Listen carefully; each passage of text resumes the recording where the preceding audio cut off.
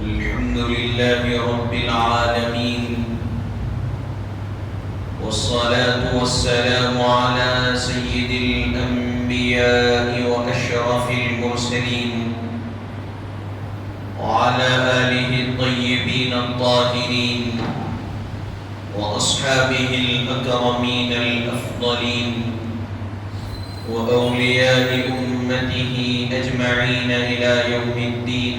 أما بعد، فقد قال الله تبارك وتعالى في القرآن المجيد والفرقان الحميد: أعوذ بالله من الشيطان الرجيم، بسم الله الرحمن الرحيم.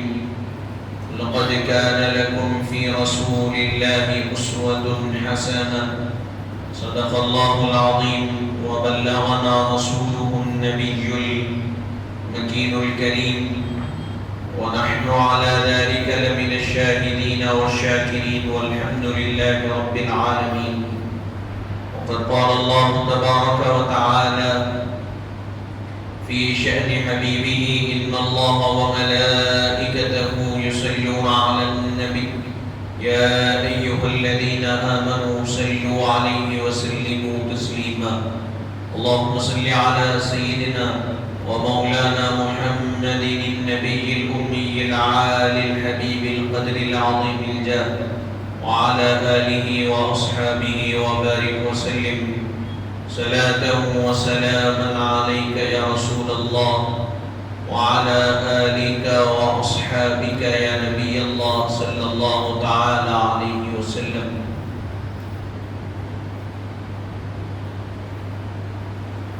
ہر ابتدا سے پہلے، ہر انتہا کے بعد، ہر ابتدا سے پہلے، ہر انتہا کے بعد، ذات نبی بلند ہے ذات خدا کے بعد.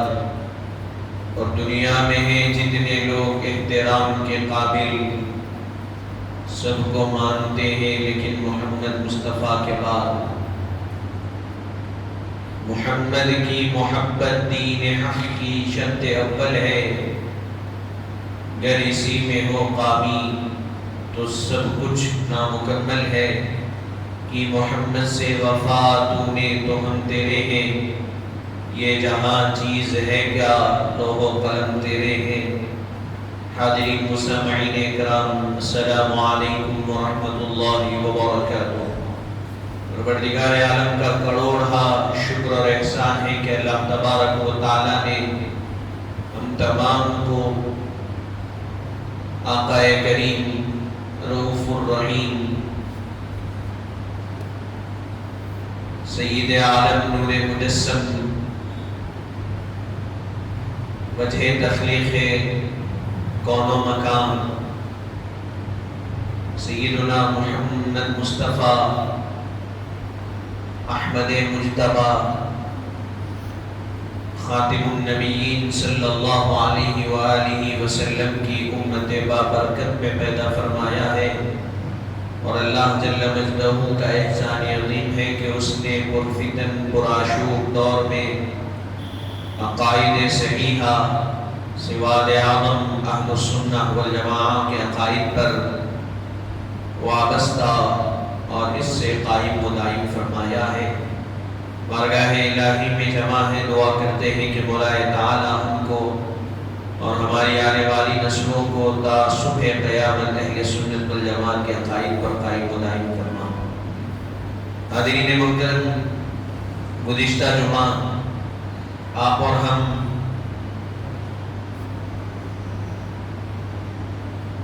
نبی رحمت مختار کائنات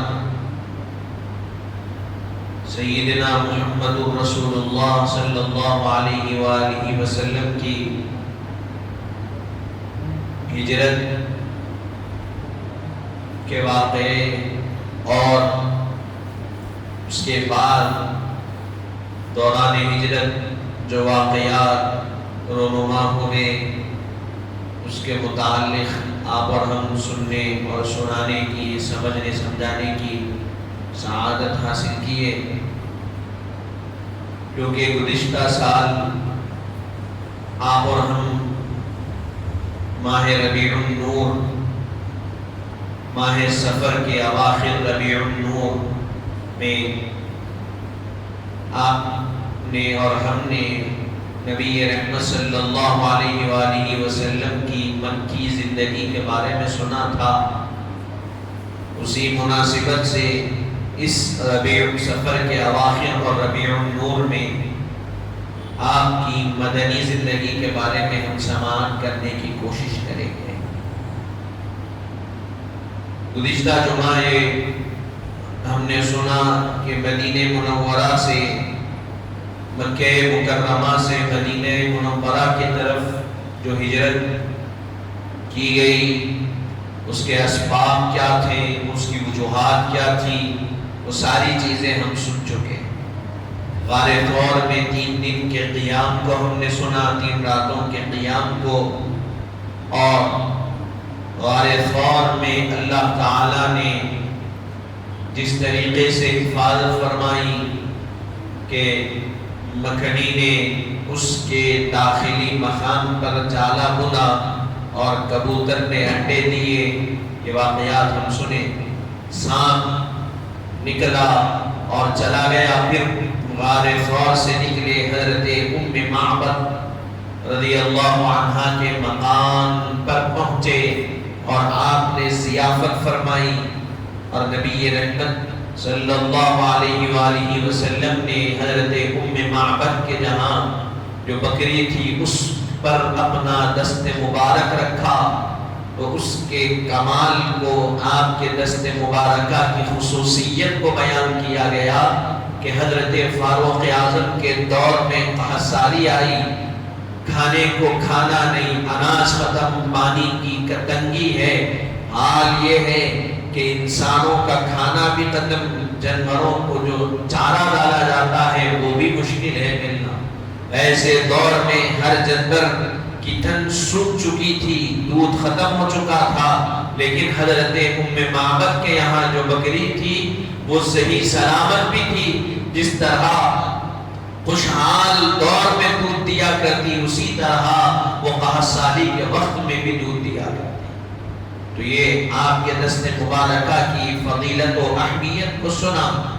اب جب رسول کریم صلی اللہ علیہ وآلہ وسلم حضرت ام معبد رضی اللہ عنہا کے گھر سے نکلے، یہاں مکے کے مشرکین اور کفار نے اعلان کیا کہ جو کوئی نبی رحمت صلی اللہ علیہ وآلہ وسلم کو تلاش کرے گا، ان کے بارے میں خبر لائے گا، اطلاع پہنچائے گا، تو اس کو 100 سرخ اونٹ دیے جائیں گے تحفے میں، ہدیے میں۔ تلاش کرنے کے لیے الگ الگ لوگ الگ الگ مقام پر پہنچے کہ تاکہ آپ کو تلاش کیا جائے اور آپ کی خبر اہل مکہ کو، مشرکین مکہ تک پہنچا دی جائے، تاکہ وہ جو اونٹ ہے وہ اونٹ ہم کو مل جائے۔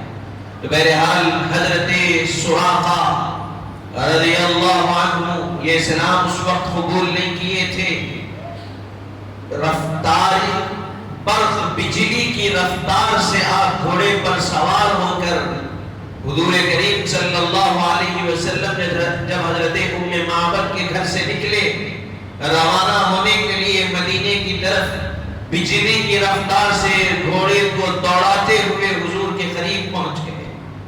حضرت صدیق اکبر رضی اللہ عنہ ہمراہ ہیں، حضرت صدیق اکبر پلٹ پلٹ کر حضرت سراقہ کو دیکھ رہے ہیں، پلٹ پلٹ کر حضور نہ پلٹے نہ ان کی طرف توجہ فرمائے، حضور جا رہے ہیں اپنا راستہ۔ حضرت سراقہ گھوڑے پر سوار ہو کر قریب تک جب پہنچے، حضور نے حکم فرمایا کہ زمین نرم ہو جا، کھل جا۔ زمین کھل گئی، حضرت سراقہ کے گھوڑے، حضرت سراقہ جس گھوڑے پر سوار تھے وہ گھوڑا، اس کے پیر زمین میں دھس گئے، اس کے پیر زمین میں دھس گئے۔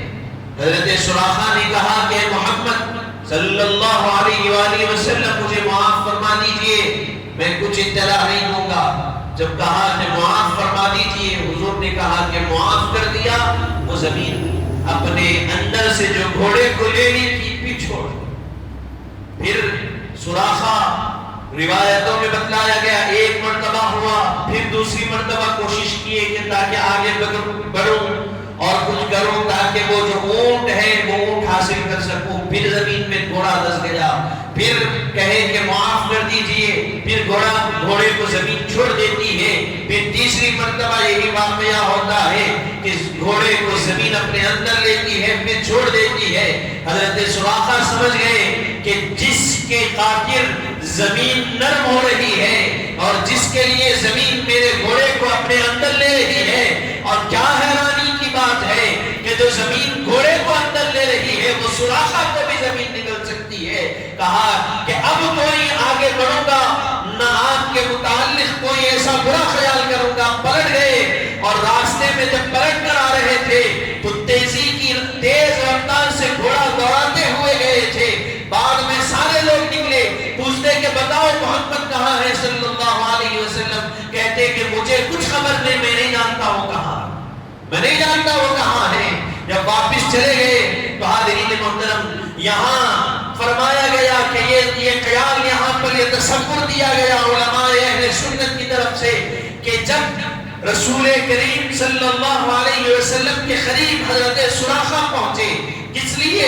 تاکہ آپ کو مکہ لا سکے یا آپ کی اطلاع مکہ پہنچا سکے، بس قریب پہنچنا تھا، حضور کا حکم دینا تھا۔ زمین کھلتی ہے اور حضرت سراقہ کا گھوڑا زمین میں دھس جاتا ہے، تو بتاؤ نبی یہ حکم اگر مکے میں دیتے تو کیا ابو جہل زمین میں نہیں دھس جاتا؟ ابو لہب زمین میں نہیں دھس جاتا تھا؟ کیا یہ حکم حضور اگر مکے میں دیتے تو مکے کے جتنے بڑے بڑے مشرکین تھے، کفار تھے، ستانے والے تھے، وہ زمین کے اندر نہیں جا سکتے تھے؟ تو بتایا کہ حبیب کا اختیار مکے میں تھے تب بھی اختیار والے تھے، مکے سے نکلے تب بھی آپ کے پاس اختیار تھا، مدینے میں پہنچے تب بھی آپ مختار تھے۔ آپ کا حکم فرمانا، زمین کا کھلنا اور حضرت سراقہ کے گھوڑوں کا اس میں دھس جانا، یہ اس بات کی دلیل ہے کہ نبی ڈر کر یا بے اختیار ہو کر مکہ نہیں چھوڑے، بلکہ مکے کو چھوڑا تب بھی اپنے اختیار کے ساتھ چھوڑا۔ اگر آپ نہیں چاہتے وہ کون سی چیز تھی جو آپ کی مرضی کے مطابق چل سکتی ہے؟ کون سی چیز تھی؟ حاضرین محترم اس وقت حضور نے حضرت سراقہ کو خوشخبری دی کہ سراقہ تم 100 اونٹوں کے لیے آئے ہو، پلٹ جاؤ، اللہ تعالیٰ تمہارے ہاتھوں میں سونے کے کنگن پہنائے گا۔ حضرت فاروق اعظم کے دور میں جب خلیفہ ہوئے، جب اسلامی سلطنت پھیلی، اسلام کا نظام پھیلا، تو فرمایا گیا خلافت کیا گیا جس میں سونے کے کنگن نکلے۔ حضرت فاروق اعظم نے فرمایا کہ سراقہ کو بلاؤ۔ سراقہ کو جب بلایا گیا تو آپ نے ان کے ہاتھوں میں وہ کنگن پہنائے اور کہا کہ جو نبی رحمت نے خبر دی ہے وہ سچی خبر دی ہے۔ حاضرین محترم یہ حضور کریم صلی اللہ علیہ وآلہ وسلم کا اختیار، آپ کے علم غیب اور بعد ہونے والے واقعے کو حضور نے فرمایا۔ آپ کے دنیا سے جانے کے بعد جو واقعہ ہونے والا ہے، اب بتائیے آج یہ ہمارے اور آپ کے ذہنوں میں اس بات کو ڈالنے کی کوشش کی جا رہی ہے کہ نبی رحمت صلی اللہ علیہ وسلم کو العیاذ باللہ پیٹھ کے پیچھے کی خبر نہیں تھی۔ حاضرین محترم یہ واقعہ کیا بتا رہا؟ یہ کس زمانے کی حضور خبر دے رہے ہیں، کس دور کی خبر دے رہے ہیں؟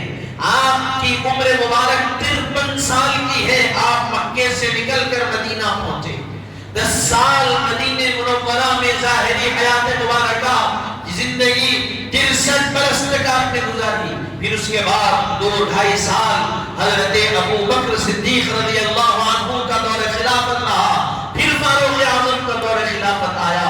نبی رحمت کس کے دور کی خبر دے رہے ہیں؟ فاروق اعظم کے زمانے کی خبر دے رہے ہیں اور کہہ رہے ہیں سراقہ اس دور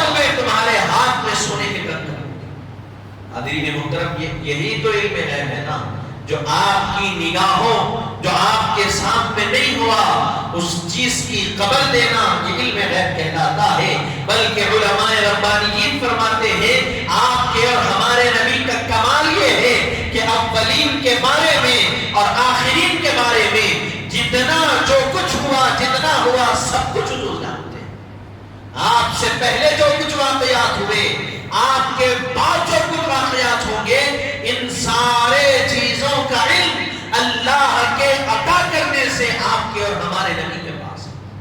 اسی لیے حضرت آدم سے لے کر قیامت تک جو کوئی آئیں گے، اور قیامت میں کون جنت میں جائے گا، کون جہنم میں جائے گا، یہ ہر چیز کا علم آپ کے اور ہمارے نبی کو اللہ تبارک و تعالیٰ نے اپنے فضل سے اور اپنی عنایت سے عطا فرمایا ہے، اپنی حضور اللہ کی عطا سے قیامت تک کے ہونے والے سارے واقعات کا علم رکھتے ہیں۔ حاضرین محترم، یہ واقعہ ہوا، پھر اس کے بعد کے واقعات آپ سنیں۔ قبا، مدینہ منورہ پہنچے حضور، قبا میں قیام فرمائے 14 دن، 1 ربیع الاول کو مدینہ قبا پہنچے، مسجد قبا۔ بہرحال وہاں 14 دن قیام فرمائے، قبا کی مسجد کی تعمیر ہوئی، یہ واقعات ہم نے گزشتہ جمعے کو سنا۔ پھر 12 دن وہاں قیام کرنے کے بعد، 14 دن قیام کے بعد قبا سے نکلے، مدینہ منورہ کی طرف روانہ ہو گئے۔ جب مدینہ منورہ میں داخل ہوئے، مدینہ منورہ کا حال یہ تھا کہ حضور جب آ رہے ہیں تو دونوں جانب قطاریں لگا کر ضعیف جوان لڑکیاں بچے آپ کے استقبال میں ٹھہرے ہوئے، اور خواتین اپنی گھروں کی چھتوں پر آ کر ٹھہری ہوئی ہے کہ جس نبی کا کلمہ پڑھ کر ہم داخل اسلام ہوئے ہیں، آج ان کے چہرے مبارکہ کی زیارت کا ہم کو موقع ملنے والا۔ آج وہ ہمارے شہر کو اپنے قدم کے عوض اپنے قدمائے مبارکہ کے تصدق، عزت اور عظمت اور بلندگی عطا کرنے والے ہیں۔ بہرحال حضور کریم صلی اللہ علیہ وسلم جب داخل ہوئے تو وہ مدینے میں جو قبائل تھے، یہ ذہن میں رکھنا بنیادی چیزیں ہیں، 2 قبیلے مدینے میں مسلمانوں کے تھے، ایک اوس اور ایک خزرج، یہ مسلمانوں کے قبیلے تھے۔ اور اس کے مقابل میں یہود کے جو قبیلے تھے، بنو نجار، بنو قریظہ اور بنو قینوقہ، یہ 3 قبیلے یہود کے تھے۔ بہرحال حضور جب داخل ہوئے تو اوس اور خزرج جو قبیلے کی خواتین، بچے، بوڑھے، بزرگ، جوان جتنے تھے، سب آپ کے استقبال میں قطاریں بنا کر ٹھہرے ہوئے ہیں۔ جب حضور داخل ہوئے تو مدینے کی بچیاں ہاتھ میں دف لے کر، بجا کر، دف کو بجاتے ہوئے پڑھتی ہے، طلع البدر علینا من ثنیات الوداع وجب الشکر علینا ما دعا للہ داعی۔ یہ اشعار کو پڑھتے ہوئے حضور کا استقبال کیا گیا۔ طلع البدر علینا من ثنیات الوداع، طلوع ہوا چاند، سورج کہاں سے، چاند کس طرف سے طلوع ہوا؟ تو ثنیات الوداع کی پہاڑیوں سے ہم پر ایک چمکدار چہرہ طلوع ہوا، جو 14ویں کے چاند سے زیادہ چمکتا ہے۔ وجب الشکر علینا، جس کی محبت، جس کا شکر ادا کرنا ہم پر واجب ہے۔ وجب الشکر علینا ما دعا للہ داعی، کب تک؟ فرمایا گیا جب تک منادی اللہ کی طرف ندا دے کر بلاتا رہے گا، تب تک نبی رحمت کے عوض، آپ کی آمد کے عوض شکر گزاری کرنا ہم پر واجب ہے۔ حاضرین محترم، حضور کریم صلی اللہ علیہ وسلم اونٹنی پر سوار ہے، اور آپ اس منظر کو اپنی نگاہوں میں لا کر غور کریے کہ وہ لوگ جو حضور کو چاہنے والے ہیں، وہ لوگ جو حضور پر ایمان لائے، حضور کو جب دیکھ رہے ہیں تو ان کی دل کی کیفیت کیا ہوگی۔ حضور مکے میں مدینہ منورہ میں جب داخل ہوئے ہر شخص چاہتا تھا کہ نبی ہمارے مہمان بن جائے، نبی ہمارے گھر میں اپنے قدم رنجا فرمائے اور نبی اپنے قدماہ مبارکہ کے تصدق ہمارے گھر کی زینت کو بڑھا دے، نبی ہمارے گھر میں قیام فرما کر ہماری قسمت کو خوش قسمت بنا دے، ہماری بلندگی کو اوج ثریا تک پہنچا دے۔ ہر کوئی یہ چاہتا تھا اور حضور سے ادب کے ساتھ یہ التماس کرتے جا رہا تھا کہ نبی ہمارے گھر میں آپ قدم رنجا فرمائیے، ہم کو ضیافت کا موقع نصیب فرمائیے۔ حبیب رحمت انتہائی محبتوں کے ساتھ ان کو ان کا شکریہ ادا کرتے ہوئے، ان کو تحسین پیش کرتے ہوئے آگے بڑھتے چلے جاتے ہیں اور فرماتے ہیں کہ میری اس اونٹنی کو راستہ فراہم کر دو، میری یہ اونٹنی اللہ کے حکم کے مطابق چل رہی ہے اور یہ اونٹنی جہاں جا کر بیٹھے گی میں اسی کے گھر میں قیام فرماؤں گا۔ حاضرین محترم، آپ سوچئے ہر کوئی چاہنے والا، آج ذرا زمانے اس دور کے حساب سے آپ سمجھنے کے لیے مثال دے رہا، ایک کوئی سیاسی قائد ہے، ایک کوئی بڑے عالم ہیں، ایک کوئی بڑے مشائخ ہیں، تو جب آتے ہیں تو ہر کوئی چاہتا ہے کہ وہ ہمارے گھر میں مہمان بن جائے، تھوڑی دیر ہی صحیح، چند منٹ ہی صحیح، چند لمحات ہی صحیح ہمارے گھر میں آ جائے۔ کیوں آئے؟ اس کے پیچھے کیا وجہ؟ کیا وہ آئیں گے تو کیا کریں گے؟ کیا وہ آئیں گے تو کیا ہوگا؟ لیکن جب ایک سیاسی قائد، ایک عالم، ایک مشائخ، لوگ ان کی قدر اس لیے کرتے ہیں، عالم ہے تو علم سے اس کی نسبت ہے، مشائخ ہے تو حضور کے گھرانے سے اس کی نسبت ہے۔ جب مشائخ گھر کو آئیں گے تو ان کا تعلق نبی سے ہے اور ان کے آنے سے برکتیں ہمارے گھر میں آئے گی۔ ایک عالم آئیں گے تو ان کا تعلق علم سے ہے، ان کے آنے سے برکتیں اور علم کی روشنی ہمارے گھر میں آئے۔ یہ آج کے دور میں ہوتا، ذرا سوچئے، صحابہ وہ نبی، وہ جانتے ہیں کہ یہ نبی جس کے گھر میں قدم رکھ دیں، جس کے گھر میں آ جائے اس کا گھر خوشیوں سے بھر جائے، یہ وہ نبی جس پر اپنا دست تسلی رکھ دے وہ ہر بیماریوں سے پاک ہو جائے، یہ وہ نبی تو جس پر اپنی نگاہیں ڈال دے اس کا ظاہر بھی پاک ہو جائے، اس کا باطن بھی پاک ہو جائے۔ یہ وہ نبی جو جب اپنا قدم اٹھاتے ہیں تو اپنے ارادے سے نہیں اٹھاتے، اللہ چاہتا ہے جس طرف جانا نبی اس طرف جاتے ہیں۔ یہ وہ نبی جب بولتے ہیں تو قرآن ان کے بارے میں کہتا ہے وَمَا يَنْطِقُ عَنِ الْهَوَىٰ إِنْ هُوَ إِلَّا وَحْيٌ يُوحَىٰ۔ نبی جب بولتے ہیں، جو کچھ بولتے ہیں مرضی الہی سے بولتے ہیں، وہی الہی سے بولتے ہیں۔ ہر کسی کی خواہش تھی کہ حضور ہمارے گھر میں آئے، حضور نے فرمایا میری اونٹنی کا راستہ فراہم کرو۔ اونٹنی کا راستہ فراہم کیا گیا، ہر کوئی دیکھ رہے ہیں کہ اونٹنی میرے گھر کے پاس آ جائے، اونٹنی میرے گھر کے پاس بیٹھ جائے، لیکن وہ اونٹنی اللہ کے حکم پر مامور تھی۔ وہ اونٹنی جا کر حضرت ابو ایوب انصاری رضی اللہ عنہ کے گھر کے پاس بیٹھ گئی۔ جب آپ کے گھر کے پاس بیٹھی اور حضور اب سب سمجھ گئے کہ حضور کہاں قیام کریں گے، جہاں اونٹنی بیٹھی ہے اسی گھر میں حضور قیام کریں گے۔ حضرت ابو ایوب انصاری رضی اللہ عنہ صحابی رسول ہے مدینہ منورہ میں، اور یہ ایک قاعدہ اصول ذہن میں رکھیے، جتنے مدینے کے صحابہ ان کو انصار کہتے ہیں اور جتنے مکے سے آئے ہجرت کر کے ان کو مہاجر کہتے ہیں۔ ذہن میں رکھنا، انصار اور مہاجر۔ تو مدینے کے رہنے والوں کو انصار کہا جاتا اور مدینے سے باہر جو تھے آئے ان کو مہاجر کہا جاتا، ہجرت کر کے آئے۔ حضرت ابو ایوب انصاری رضی اللہ عنہ کے گھر میں حضور جب اونٹنی وہاں بیٹھی اور حضور آپ کے گھر کی طرف جب آگے بڑھے تو حضرت ابو ایوب انصاری کا تعلق قبیلہ خزرج سے تھا۔ اس قبیلے کی بچیاں خوش ہو گئی، والہانہ محبت کے ساتھ حضور کا استقبال کرتے ہوئے عربی زبان میں اشعار پڑھنے لگی، اور جب انہوں نے اشعار پیش کیے حضور نے بچیوں بتاؤ کیا تم مجھ سے محبت کرتے ہو؟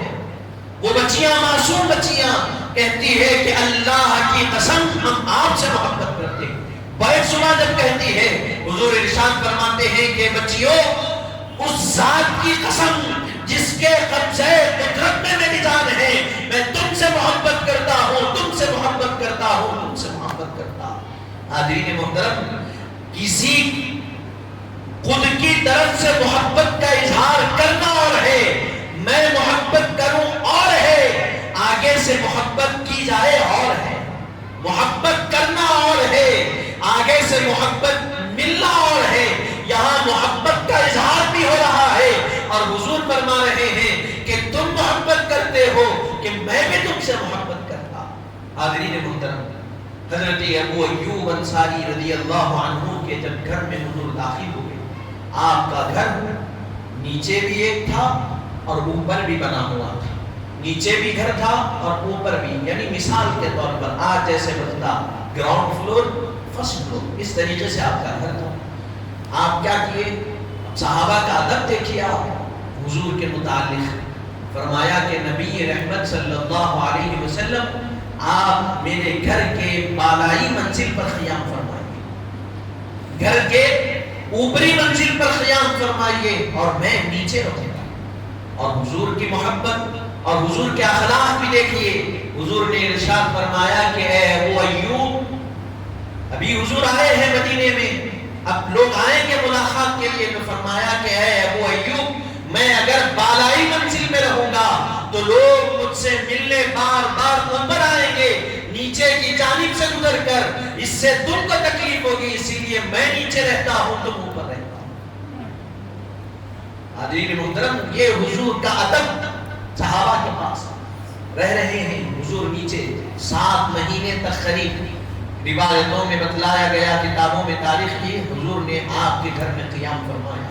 آپ سوچئے کہ آپ کی گھر کی قسمت کا اور آپ کے گھر کے حال کیا ہوں گے، وہ احوال اندازہ نہیں کر سکتے۔ حضرت ابو ایوب انصاری فرماتے ہیں کہ ایک رات کیا ہوا، سردی کا موسم ہے، عرب میں 2 ہی چیزیں ہوتی، سرزمین عرب میں یا تو گرمی ہوتی ہے یا سردی، گرمی انتہا کی گرمی، سردی انتہا کی گرمی، دونوں، سردی بھی انتہا کی، دونوں چیزیں۔ حضرت ابو ایوب فرماتے ہیں کہ سردی کا موسم تھا، ہم گھر میں آرام فرما رہے ہیں، وہ بالائی خانے میں، اور نبی نیچے ہیں گھر میں، اور فرماتے ہیں کہ ان کے ہی ہاتھ سے ایک سرائی پھٹ گئی، گری اور پھٹ گئی پانی کی۔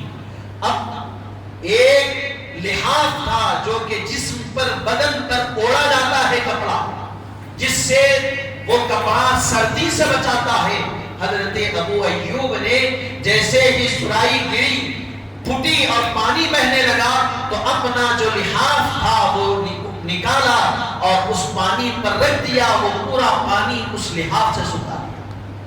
ادھر کڑاکے کی سردی ہے، جسم پر کپکپی ڈالی ہے سردی کی وجہ سے، یہ نہیں دیکھا کہ میں اوڑھوں گا کیا، اور فرمایا گیا سیرت کی کتابوں میں اس ایک لحاف کے علاوہ نہ دوسرا کپڑا آپ کے پاس تھا، نہ دوسری چادر آپ کے پاس تھی اوڑھنے کی، وہ ایک ہی چیز۔ وہ فوراً پانی پہ ڈال دیے، پانی سوکھ گیا۔ کیوں ڈالے؟ اس لیے کہ پانی کا ایک قطرہ بھی بالائی اوپری منزل سے نیچے کی طرف نہ آئے اور حضور کو خلل پیدا نہ۔ ڈال دیے، پوری رات کڑاکے کی سردی میں کب کبھی جسم پر تاری ہے کانپتے ہوئے گزار دی، لیکن ایک خطرہ نبی رحمت کے اوپر اگر پانی کا گر جاتا تو آپ کے آرام میں خلل پڑتا، یہ گوارا نہیں کرتا۔ یہ صحابہ کا ادب۔ حاضرین محترم، آپ سوچئے کیسا ادب فرمایا۔ پھر چند دن بعد حضرت ابو ایوب آئے حضور کے پاس اور فرمایا کہ حضور، میرا دل گوارا نہیں کر رہا ہے کہ آپ نیچے رہیں اور میں اوپر رہوں، میں چاہتا ہوں کہ آپ اوپر کی منزل میں رہیں، میں نیچے رہوں گا۔ حضور نے فرمایا ان کے اصرار پر، ٹھیک ہے میں اوپر چلا جاتا ہوں، تم نیچے رہ جاؤ۔ حاضرین محترم، کیوں؟ فرمایا کہ پہلی مرتبہ جب حضور نے حکم فرمایا آپ اوپر رہے، لیکن یہ گوارا نہیں کیا کہ نبی جو ہمارے آقا ہیں، ہم جن کے غلام ہیں، وہ خیال گیا کہ وہ نیچے رہے اور ہم اوپر رہیں۔ یہ کیسے گوارا ہے حضرت بلال کے بھی یہ واقعہ منقول ہے کہ حضرت بلال نے پوچھا کہ یا رسول اللہ سب سے پہلے جنت میں کون داخل ہوں گے؟ ارشاد فرمایا بلال تم داخل ہو۔ فرمایا کہ یا رسول اللہ آپ سے پہلے؟ فرمایا ہاں۔ تو فرمایا میں ایسی جنت میں داخل نہیں ہوں گا جس میں آپ سے پہلے میں چلا جاؤں۔ حضور نے فرمایا بلال سنو، میں اونٹ پر سوار ہوں گا، تم اس اونٹنی کی رکاب کو تھامے رہو گے، اسی لیے تم پہلے جاؤ گے، میں تمہارے ساتھ آؤں، تمہارے پیچھے آؤں۔ فرمایا یا رسول اللہ اگر ایسا ہے تو پھر ہم کو قبول ہے۔ یہ محمد صاحب حاضرین محترم، حضرت انس رضی اللہ عنہ یہ انصاری ہیں، مدینے کے صحابی ہیں، فرماتے ہیں کہ حضور کریم صلی اللہ علیہ وآلہ وسلم جب مدینے میں داخل ہوئے، آپ مدینے میں جب تشریف لائے، جس دن مدینے میں آپ کی آمد ہوئی، فرماتے ہیں کہ مدینے کا ذرہ ذرہ، مدینے کی ہر شے میں ایک الگ چمک محسوس ہو رہی ہے۔ ایسی چمک نہ آج سے پہلے ہم نے کبھی دیکھی تھی، نہ آج کے بعد ہم نے کبھی دیکھی تھی۔ ہم جس چیز کو دیکھتے ہیں ایسا محسوس ہو رہا تھا کہ وہ چیز چمک رہی تھی، اسی لیے فرمایا گیا کہ چمک تجھ سے پاتے ہیں سب پانے والے، میرا دل بھی چمکا دے چمکانے والے۔ حاضرین محترم، حضرت برا بن عازب رضی اللہ عنہ صحابی رسول ہے، فرماتے ہیں کہ نبی رحمت صلی اللہ علیہ وسلم جب مدینے میں آئے تو مدینے کے جو انصاری لوگ تھے، جتنے مدینے کے رہنے والے تھے، نبی کے آنے سے پہلے نہ کبھی اس قدر خوشی کا اظہار کیا، نہ کبھی بعد میں ویسی خوشی کا اظہار انہوں نے کیا جیسا اظہار حضور کے مدینے میں داخل ہونے پر کیا۔ حاضرین محترم، تو یہاں ذرا رک کر غور کرو، میرے اور آپ کے نبی، میرے اور آپ کے آقا وہ مولا جب مکے سے مدینہ آ رہے ہیں تو مدینے کے صحابہ ایسے استقبال کر رہے ہیں کہ حضرت برا بن عازب فرماتے ہیں کہ ایسی خوشی نہ پہلے ہوئی نہ کبھی بعد میں ہوئی۔ تو جو محبوب مکے سے مدینہ آ رہا ہے تو اس کا اس طرح استقبال ہو رہا ہے، تو جو دنیا میں تشریف لا رہا ہے جس دن، اس دن کیسے اس کا استقبال ہوا ہوگا؟ کیسے اس کا استقبال کرنا چاہیے، اس دن کیسی خوشی منانی چاہیے؟ جب مدینہ آئے تو یہ خوشی کا حال یہ ہے صحابہ کی، تو جب دنیا میں آئے تو پھر اس دن خوشی کا حال کیا ہونا چاہیے؟ تو حاضرین محترم، بہرحال چند سال گزرا، مدینہ منورہ میں ایک زمین ہے، ایک زمین تھی جہاں کھجور کو سکایا جاتا تھا، کھجوروں کو سکایا جاتا تھا لا کر باغوں میں سے۔ حضور نے فرمایا کہ یہ زمین کس کی؟ تو فرمایا کہ مسلمان ہی ہیں، حضرت سہل اور حضرت سہیل، اور دونوں کا نام بتایا گیا، یتیم بچے۔ فرمایا یہ ان کی زمین ہے۔ فرمایا کہ ہم اس زمین کو خرید لیتے ہیں، ہم اس زمین کو خرید لیتے ہیں، اس زمین کو ہم خرید لیتے ہیں۔ تو ان دونوں کو بلایا گیا، حضور نے ان سے مشورہ کیا اور کہا کہ دیکھو یہ زمین خریدنا چاہتے ہیں، قیمت لے کر یہ زمین ہم کو دے دو۔ وہ بچے یتیم ہیں، کہتے ہیں کہ یا رسول اللہ اگر آپ چاہتے ہیں تو ہم ایسے ہی آپ کو یہ عطا کر دیتے ہیں، ایسے ہی ہم ہدیتاً تحفتاً پیش کر دیتے ہیں، ہم کو کوئی اجرت نہیں چاہیے اس کے عوض۔ لیکن اللہ کے رسول صلی اللہ علیہ وسلم نے یتیموں سے محبت کا اظہار کرتے ہوئے فرمایا کہ آج میں جو عمل کروں گا قیامت تک آنے والوں کے لیے یہ پیغام بنے گا۔ ارشاد فرمایا نہیں، اس زمین کی قیمت 10 دینار ادا کر کے یہ زمین ہم تم سے خریدیں۔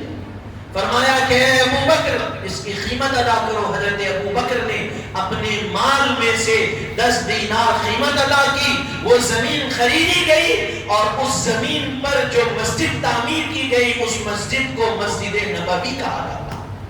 آج جو ریاض الجنہ جو ہے، جس حجرے میں نبی کی رحمت آرام فرما رہے ہیں، وہ مقام جہاں آج ہم جا کر نماز پڑھ کر فخر محسوس کرتے ہیں، اس لیے کہ یہ حصہ جو زمین کا ہے یہ زمین کا نہیں جنت کا ہے۔ تو اے نادانو ذرا سوچو، وہ جو زمین کا حصہ وہ جنت کا حصہ کیسے بنا؟ نبی کے قدموں کی برکت سے وہ جنت کا ٹکڑا بنا۔ حاضرین محترم، وہ زمین خریدی گئی، اب تعمیر شروع ہوئی۔ ذرا دیکھیے صحابہ کی محبت حضور سے، مسجد نبوی کی تعمیر شروع ہوئی۔ خود نبی جاتے پتھروں کو اٹھاتے لاتے اور اس کی بنیاد حضور نے رکھی. مسجد نبوی کی دیواریں اٹھ رہی. ہر صحابی کے جوش جذبے کا حال یہ, ہر صحابی دوڑے دوڑے جاتا, ایک ایک اینٹ اٹھاتے لاتے رکھتے جاتے. حضرت عمار بن یاسر جاتے دو دو اینٹ لاتے, دو دو اینٹ اٹھا کر لاتے. جب حضور کریم صلی اللہ علیہ وسلم نے ان کے اس عمل کو دیکھا تو کہا کہ اے عمار, ہر صحابی کو ایک ایک اجر اور ثواب ملے گا, تم کو اللہ تعالیٰ 2 اجر 2 مرتبہ ثواب عطا کرے گا, اس لیے کہ تم میری مسجد کے لیے تم یہ جو خدمت کر رہے ہو اس کے عوض اللہ تعالیٰ تم کو 2 مرتبہ اجر عطا فرمائے. پھر ارشاد فرمایا کہ عمار, اے سمیہ کے بیٹے, تم اس دنیا سے جب جاؤ گے تو تمہاری آخری غذا دودھ بنے گی. کیا بنے گی؟ دودھ بنے گی. اور تم کو ایک باغی گروہ قتل کرے گا, تم اس کو جنت کی طرف بلاؤ گے, وہ تم کو جہنم کی طرف, نار کی طرف بلاتا رہے گا. حاضرین محترم, ذرا سوچئے کہ وہ حضرت عمار بن یاسر کون ہے. یہ ان کی والدہ حضرت سمیہ اسلام کے لیے سب سے پہلے جو خاتون شہید ہوئی, بلکہ اسلام کے لیے سب سے پہلے جو شہید ہوئی وہ خاتون ہے, اور وہ حضرت سمیہ. حضرت سمیہ جنہوں نے اسلام کے لیے سب سے پہلے اپنی قربانی. حضرت یاسر, حضرت عمار کے والد حضرت یاسر, وہ بھی شہید ہوئے. اور حضور فرما رہے ہیں کہ عمار, آج تم جو خدمت کر رہے ہو اس کے عوض اللہ تم کو 2 نیکیاں عطا کرے گا. اور ایک وقت آئے گا کہ تم جب دنیا سے جاؤ گے تو تمہاری آخری غذا جو بنے گی وہ دودھ بنے گا. اب سوچو نبی کے علم کا حال کیا ہے, نبی کے علم کا اور علم غیب کا حال کیا ہے.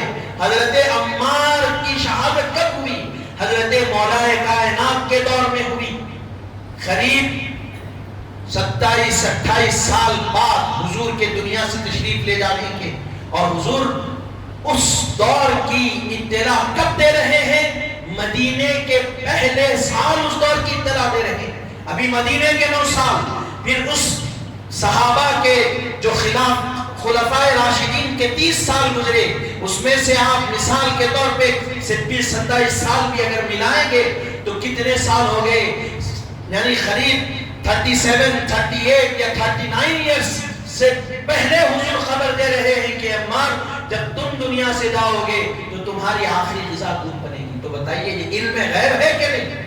یہ چھپا ہوا علم ہے, سامنے تو نہیں ہے, ظاہر تو نہیں ہوا.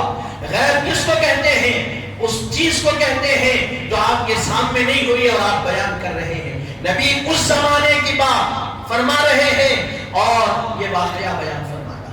حاضرین محترم, اس طریقے سے مسجد نبوی کی تعمیر ہوئی. پھر مسجد نبوی سے متصل 2 حجرے تعمیر کرائے گئے. اس وقت حضور کے نکاح میں 2 ازواج مطہرات تھے, اسی لیے 2 حجرے بنائے گئے. کچھ حجرے سیرت کی کتابوں میں بتلایا گیا کہ دیواروں سے بنائے, اینٹ سے بنائے گئے, اور کچھ حجروں کو کھجور کی جو جھاڑ کی شاخیں ہوتی ہے, بڑی بڑی ٹہنیاں, وہ لگا کر اس میں مٹی کو ملا کر لیدا گیا, اس کے ذریعے سے دیوار بنائی گئی. اور چھت کس کا ڈالا گیا؟ تو کھجور کی چھال جو ہوتی ہے وہ چھت کے طور پر استعمال کی گئی. اور فرمایا گیا یہ پوری کائنات کے رحمت للعالمین نبی ہے, آپ کے حجرے کا دروازہ کیا تھا؟ تو فرمایا گیا کہ ململ کا کپڑا آپ کے حجرے کا دروازہ. اب سوچئے وہ منظر ذرا ذہن میں لائیے. ایسے آپ کے حجرے کی تعمیر ہوئی. ایک پہلا سال ہوا, پھر جب دوسرے سال کا آغاز ہوا ہجرت کے بعد, یہ پہلا سال ہوا. دوسرے سال کا جب آغاز ہوا تو دوسرے سال زکوٰۃ فرض ہوئی, دوسرے سال روزے فرض ہوئے, دوسرے سال صدقہ فطر فرض ہوا. یہ ساری چیزیں ہجرت کے دوسرے سال فرض ہوئی. اور دوسرے سال جنگ بدر واقع. 313 صحابہ, بارہا ہم سنتے رمضان المبارک کی 12 تاریخ کو یہ قافلہ مدینے سے نکلا. مدینے سے 193 کلومیٹر کی مسافت پر ایک قریہ ہے, گاؤں ہے جس کا نام بدر ہے. وہاں پر یہ جنگ ہوئی, جنگ بدر. اور نبی رحمت صلی اللہ علیہ وسلم 313 صحابہ کے ساتھ نکلے. اور جو مد مخابر میں لشکر تھا وہ کتنا تھا؟ 1000 افراد کا. 313 صحابہ نکلے. ان کے پاس گھوڑے کتنے تھے؟ صرف 3 گھوڑے تھے. کتنے تھے؟ صرف 3 گھوڑے. اور 70 اونٹ تھے. 70 اونٹ اور 30 گھوڑے. 3 گھوڑے. اب سوچئے، نہ ان کے پاس تلواریں ہیں، نہ جنگی زرہ ہے، نہ بھالا ہے، نہ برچے ہے، کوئی چیز نہیں، کوئی چیز نہیں ہے. 313 صحابہ. بس حضور نے کہا جانا ہے، نکل گئے. اور حضور کے مساوات اور حضور نے کیسے صحابہ اکرام رضوان اللہ علیہم اجمعین کا خیال رکھا، یہ قیامت تک آنے والوں کے لیے پیغام ہے. جب 313 صحابہ مدینے سے نکلے بدر کے لیے تو حضور کیا کیے معلوم ہے؟ ایک اونٹ لیے اور کہا کہ ایک اونٹ پر 3 صحابہ سوار ہوں. ایک ساتھ نہیں، تھوڑی دیر ایک صحابی بیٹھیں گے، پھر تھوڑی دیر ایک، پھر تھوڑی دیر ایک. اس طرح کر کے ہر ایک اونٹ کے ساتھ 3 صحابی کو حضور نے ڈیوائیڈ کیا، تقسیم کی اور کہا کہ سب بیٹھیں گے. اب ذرا خیال کریے، حضور تو ایک اپنے لیے ایک مخصوص کر لیے ہوں گے نا جانے کے لیے. تو فرمایا سیرت کی کتابوں میں لکھا گیا کہ نہیں، حضور نے اپنے لیے بھی کوئی سواری مخصوص نہیں کی. جس طرح صحابہ ایک اونٹ پر 3 سوار ہوتے، تھوڑی دیر ایک صحابی، پھر ایک. حضور نے مسافات کا اس طرح درس دیا کہ آپ کی جب سواری آئی تو حضور اس پر سوار ہوئے، تھوڑی دیر آپ گئے، پھر ایک صحابی کو بٹھایا، پھر صحابی کو بٹھایا. جب دوسرے بیٹھتے تو حضور پیادہ چلتے. اس طریقے سے مساوات کا درس دنیا کو دیا. ایکوالٹی کیا ہوتی ہے، جب لوگوں کا خیال کیا جائے تو کس طریقے سے کیا جائے، اس کا درس آپ نے بدر کے لیے چاہ رہے ہیں. حاضرین محترم ذرا سوچیے، آج اگر کسی کو کچھ بڑا مقام مل جائے تو کیا وہ کسی کو ساتھ بٹھانا بھی پسند کرتا؟ ملنا پسند نہیں کرتا. تھوڑی سی دولت آ جائے، تھوڑا سا مقام مل جائے، تھوڑی سی عزت آ جائے تو آج کے دور کا اور مسلمانوں کا حال یہ ہے کہ ہم ایک الگ لائف سٹائل میں چلے جاتے ہیں. زندگی کا ایک الگ نمایاں چہرہ ہمارا نظر آنے لگتا. لیکن نبی رحمت جو پوری کائنات کے مختار ہے، حضرت سلیمان علیہ السلام کی بادشاہت جن کی نالین کے تصدق ہے، وہ جب جا رہے ہیں بدر کے لیے تو اونٹنی پر بیٹھتے بھی ہیں، پھر اتر کر صحابہ کو بھی بٹھاتے ہیں. اور قیامت تک آنے والوں کے لیے پیغام دیا کہ جو مساوات اور ایکوالٹی پر بلیف کرتا ہے، بھروسہ کرتا ہے، اس کے لیے نبی رحمت کی زندگی پیغام ہے، چاہے وہ اسلام سے تعلق رکھنے والا ہو کہ نہ. حاضرین محترم، مقابلہ ہوا اور اللہ تبارک و تعالیٰ نے کامیابی عطا فرمائی. ہم رمضان میں تفصیل سے سنتے، اسی لیے میں عرض نہیں کر رہا. بہرحال ایک مرتبہ دعا کی، 1000 فرشتے، 2000، 3000 فرشتے، 5000 فرشتے آئے اور مدد ہوئی. بہرحال 70 کفار مارے گئے، 70 خیدی بنے، 14 صحابہ کرام جام شہادت نوش فرمائے. جب صحابہ کرام، حضرت انس بیان فرماتے ہیں کہ جنگ بدر واقع ہوئی، اس سے ایک دن پہلے حضور میدان بدر میں تشریف لائے اور زمین پر ہاتھ رکھ کر فرمایا کہ یہ جگہ یہاں ابو جہل مارا جائے گا، یہ جگہ یہاں عتبہ مارا جائے گا، یہ جگہ یہاں وہ مارا جائے گا، فلاں مارا جائے گا. جب جنگ ختم ہو گئی تو صحابہ بیان فرماتے ہیں کہ جب جنگ ختم ہونے کے بعد ہم نے دیکھا تو جس جگہ کی نشاندہی نبی نے فرمائی تھی اس سے نہ 1 انچ آگے وہ تھا، نہ 1 انچ پیچھے تھا. جو جگہ حضور نے فرمائی تھی اسی جگہ پر اس کی ناک پڑی ہوئی تھی. حاضرین محترم، یہ کیسا علم ہے، کیسا اختیار ہے. ابھی وہ زندہ ہے، ان کی موت کے بارے میں بھی بتا رہے ہیں اور مرنے کی جگہ کو بھی بتا رہے ہیں. اسی لیے بانی جامعہ نے اس کو شعر میں پیش کیا. جتنے تھے اصحاب سب یہ جانتے تھے بالیقین کہ ہے واقف ہر کسی کے موت سے شاہد. جتنے صحابہ سب یہ جانتے تھے کہ کس کی موت کب آنے والی ہے، اس کے بارے میں حضور علم رکھتے ہیں، اس کا اختیار رکھتے ہیں.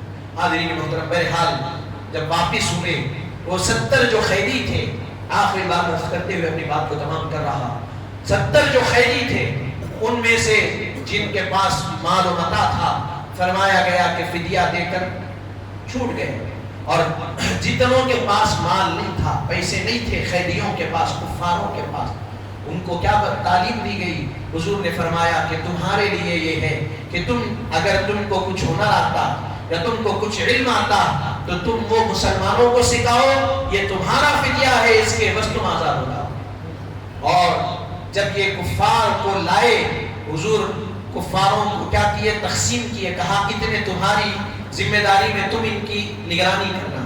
اور کیسے؟ سب سے پہلے جب کفار قید ہوئے، حضور نے فرمایا ان کے کھانے کا انتظام کرو، ان کے رہنے کا انتظام۔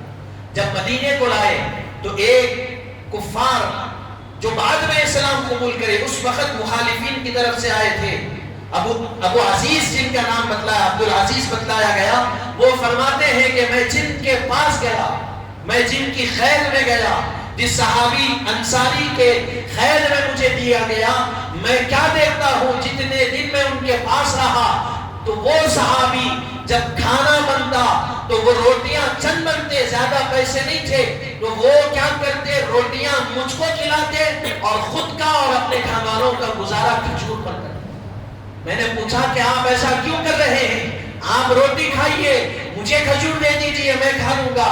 تو فرمایا کہ نہیں، تم ہمارے پاس نبی کے مہمان کے طور پر ہو، ہم کھائے نہ کھائے اس کی پرواہ نہیں ہے، تم کھانا ہمارے لیے یہ ضروری ہے۔ حاضرین محترم، یہ درس کون دے سکتا ہے بتائیے؟ کون اس کی تعلیم دے سکتا؟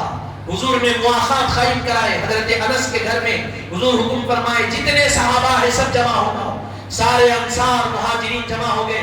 حضور نے فرمایا کہ انصار سنو، آج سے جتنے مہاجر ہیں تمہارے بھائی، جتنے مہاجر ہیں تمہارے بھائی۔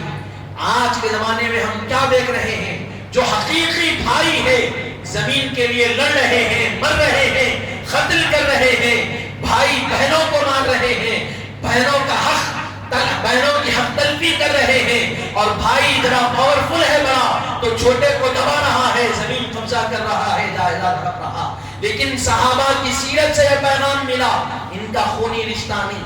یہ مکے کے اپنا مال، اپنی دولت، اپنا سب کچھ مکے میں چھوڑ کر آ گئے، مدینے میں کوئی بے سر و سامانی کے عالم میں کوئی سامان نہیں، اور جتنے انصار ہیں ان کے پاس جو کچھ مال ہے، حضور نے فرمایا ایک انصاری ایک مہاجر دونوں بھائی۔